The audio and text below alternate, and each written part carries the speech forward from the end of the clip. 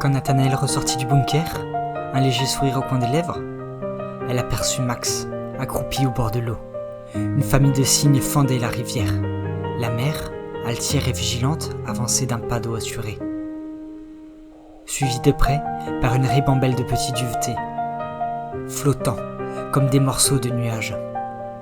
Max tendit la main, fasciné.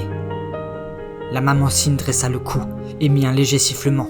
Le garçon, sans perdre son aplomb, lui lança « Doucement, Madame Cygne, on est là en amis, pas en voleur de plumes. » Nat, posté quelques pas plus loin, étouffa un rire.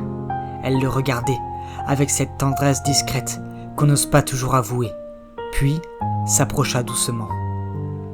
Elle s'agenouilla à ses côtés, et tout en observant les signons qui se perdaient dans les reflets du soir, lui parla de l'énigme.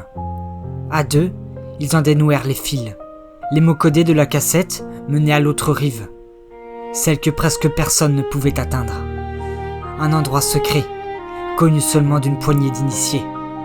À quelques mètres d'eux, à demi recouverte par les hautes herbes, une vieille barque semblait les attendre. Rongée par le temps, sa peinture écaillée laissait apparaître le bois gonflé par l'humidité. On aurait dit qu'elle leur tendait les bras. Sans un mot, Nat poussa l'embarcation à l'eau. Elle vacilla, gronda un peu sous son poids, puis s'ouvrit à la rivière. Max grimpa le premier, les yeux brillants comme s'il partait pour une grande aventure. La traversée fut lente, silencieuse, ponctuée seulement par le clapotis régulier de l'eau contre la coque. Puis, peu à peu, l'autre rive se dessina, enveloppée d'une aura presque irréelle. Sous un bouquet d'arbres anciens, un autel se dressait, simple, solennel.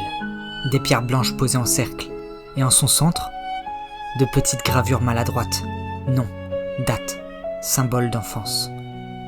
C'était un hommage aux enfants disparus, aux victimes, dont la mémoire survivait encore ici, dans ce recoin isolé du monde. Des bougies, toutes éteintes, entouraient l'autel.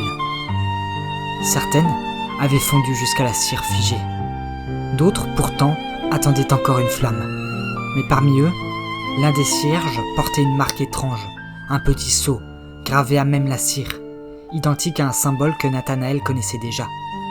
Elle échangea un regard avec Max. Cette bougie n'était pas là par hasard. C'était un signe, un nouveau fil à tirer, une nouvelle énigme à résoudre, vers un objet que la résistance avait sans doute caché, et qui pourrait les guider vers un groupe, prêt à les aider.